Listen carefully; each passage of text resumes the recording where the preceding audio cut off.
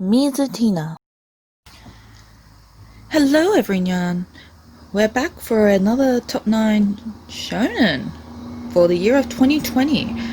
There is some different series this year as well as similar series as last year. I think I moved 2 down for now. Actually, I think I've dropped about 3 to 4, 5. Actually, there's quite a few I actually dropped for other series that I wanted to, give them the time in their spotlight. And then have a giant competition again next year and decide who actually permanently stays in the top 9. Anyway, we should begin with... Gosh, I have no order for this, so we're going to say this is number 9 anyway. A contender from last year, Full Metal Alchemist, has made it back on the top 9. Purely because, well, this edition of the hardcover Yum Yums keeps it on the list because I'm still reading it, and it's quite an enjoyable read too. Many have asked which one's the better deal. Of course, I'm biased as all hell and have chosen the hardcover as my manga of choice. Only because it's pretty, the pages are glossy, there's some colour in it, there's some art in it too. It's pricey, but the hardcover, the content and all that makes up for the price. Number 8 is a duo because, gotta keep them together. It's also a contender from last year as well, so it has moved back into this year because it's still ongoing as well as, and the second series I finally decided to pick up this year and is also ongoing as well. First we have Kakagure, volume 12. There is 12 volumes with the 13th one coming out soon. I'm not sure if I have it pre-ordered yet or not, but I will double check later on that. As well as Kakagure Twin. 7 volumes are out currently. You might see volume 7 again next week in next week's video, so look forward to that one. Basically, Kakagure is your gambling shonen manga with beautiful girls, creepy girls, and the ever so amazing cast that is very entertaining to watch or read. I do enjoy the live action of Kakagure, not gonna lie. Kakagure Twin, on the other hand, follows Mary instead of Yumeko, and it's a prequel actually. There is other series in this that I would like to see in print, like I think it's Madari, Love, and there's one more, but I don't remember its name. But either way, those are both very good reads. Both of them are ongoing by Yum Press, and yeah, they're fun. Number 7 is another title from Yen Press. It is currently ongoing. Finishes at 11 volumes, I believe, last time I checked. It is Great Priest Imhotep. Currently there's 4 volumes out in English. You follow Imhotep as he tries to recapture all the magi that has escaped into the world. It's very nice. I love the art. The story is going really good. Imhotep is a character that you just can't help but love, and I highly, highly, highly recommend reading it. Oh, I just realized I'm missing a series. I have to double check on something about that one. But oh well, he might get referenced in the 2020. Who knows? Another one is a series I picked up randomly from Dimmix because I thought the cover was pretty, and I started reading it and realized the story's really, really good. It is this title of Hell's Paradise, Jigoku Raku. It is currently at 4 volumes. I have noticed that quite a few volumes I have is like in purple, and purple is my most favorite color in the world. Currently there is 4 volumes out. It follows a bunch of prisoners being monitored by, I forgot they're called.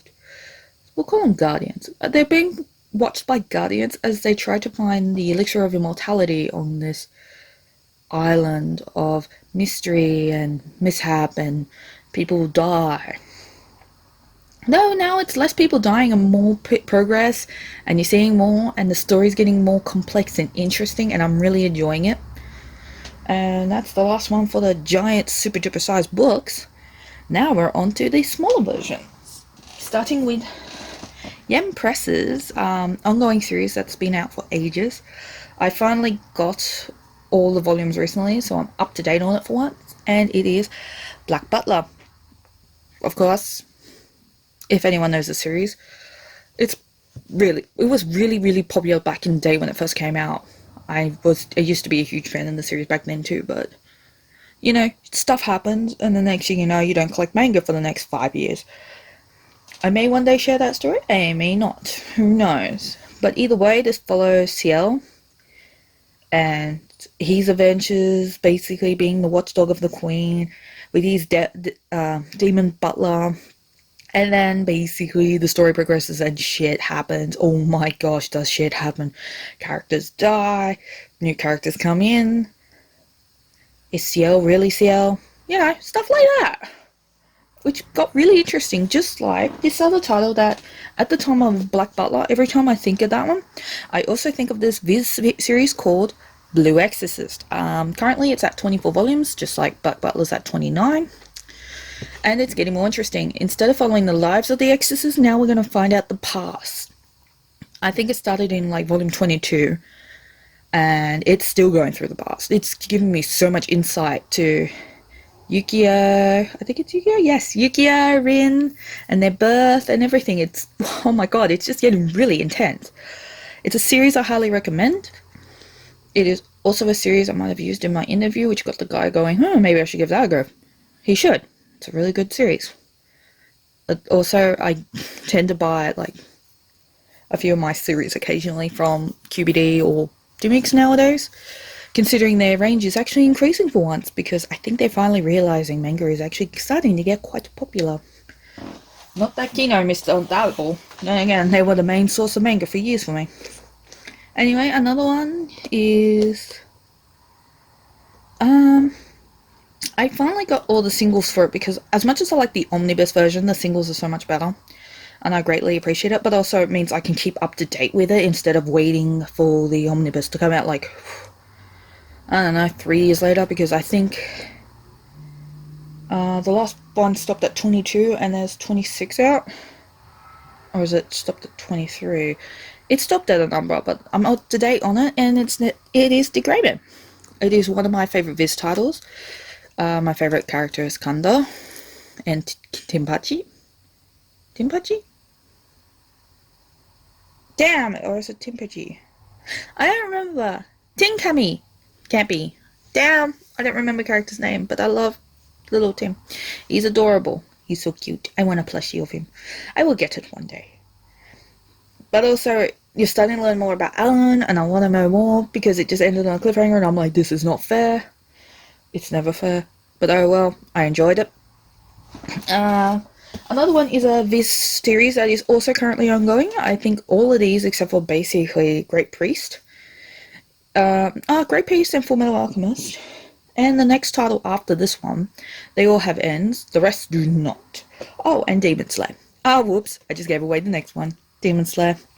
This title, I enjoyed it because, well, I like Nezuko, I like the characters, and I love learning about the characters and watching their story progress and their progression.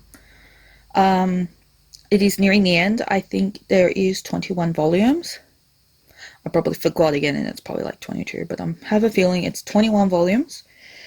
18, I think, just got released, or it's being released soon.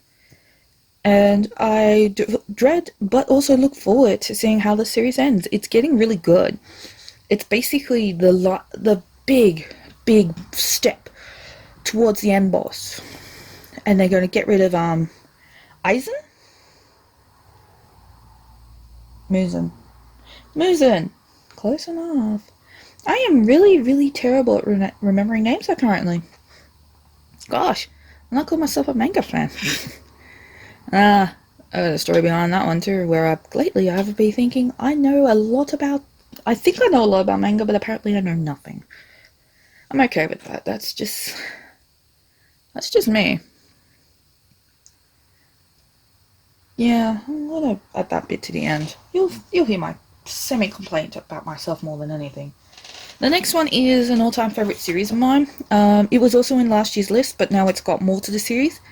I know some of these may be Seinen titles, but As far as I'm concerned, they're now all shonen for the sake of this video, and it is Danganronpa. This is the complete series. This one has 4 volumes.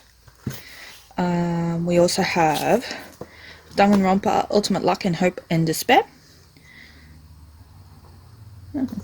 That also finishes at 3 volumes. Then we have Danganronpa Goodbye Despair. This one ends in volume 3, which is coming out soon. I haven't pre-ordered it yet because it's not at the status where I desperately need to pre-order it. And this just came in this month as well, so you'll be seeing this again. And it is Danganronpa 2, another episode, Ultra Despair Girls. Personally, out of all of them, this one would be a bit my favorite because I like the characters in it. I mean, I like all the characters in the series. I don't trust them not to fall over, so we'll bring my little Doozer back into the picture. He's so cute. He's from Payday too. Anyway, they're all my top 9. Yeah, top 9 and their additional series, because I believe that they're all under the same umbrella term, and I think they all deserve to be seen. So if you haven't watched the last year's videos, I will give you a overview of the series that were chosen last year. We had Fullmetal Alchemist, which is still this year. We had Witch's House. It only dropped out because, well, I got some new titles in that deserve the spotlight. It's still good. I still recommend it. Just like The Promised Neverland, it is a currently ongoing series. There is 17 volumes out, with the 17th one on pre-order. I believe there is up to at least 20 volumes before that series ends as well. We've got Platinum Men. The only reason that's not back on this year's list is because I felt like it's been slow on releases, because it's an ongoing one currently in Japan, with volume 12 recently out and soon to be coming out in English. As you can see, Kakagure is still in the list, but now it has the addition of Twin, which is, Mary's story. The Magical Girl series, like Sight and Apocalypse, they're still my favorites. They're probably, if I had to choose a 10, they'll probably be it. But then again, I'll bring up the series I was going to mention earlier was Toilet Bound Hanako-kun. I forgot about that one. I think I might just put it in the special mentions for Top 9 2020, because I think it came out this year. I'm not sure. But if it's not, I'll show you anyway. Screw it, might as well give it a special mention. Toilet Bound Hanako-kun. Really good series, really entertaining. It's a supernatural. It is also currently ongoing Yen Press series. I really recommend reading it. If it did come out this year, you're going to see it in the special ones, because there is a lot that came out in 2020 and Top 9's not going to cover it. I'll probably end up doing the Top 20 of 2020. I think that's what actually might happen in the end. Another series, going back to the list from last year, is also Corpse Party. That is still a favourite. It is one of my few favourite horrors. I just wish companies actually released more horror. I would have been so saturated with horrors that I'll probably end up making a Top 9 horrors. That's actually an idea. I might start doing like actual genres instead of just demographics. Okay, another one is Magi. That is still a favourite of mine, but it sadly got bumped down because of me trying to give other series some attention. And of course, Danganronpa still managed to stick it in there and managed to keep itself in the top 9 because it is a series I've always enjoyed. I like the themes. I like the fact that really one of the ultimate bad guys is a teddy bear. I mean, Monokuma is so adorable, but so evil. He's like my kind of bear. And yeah.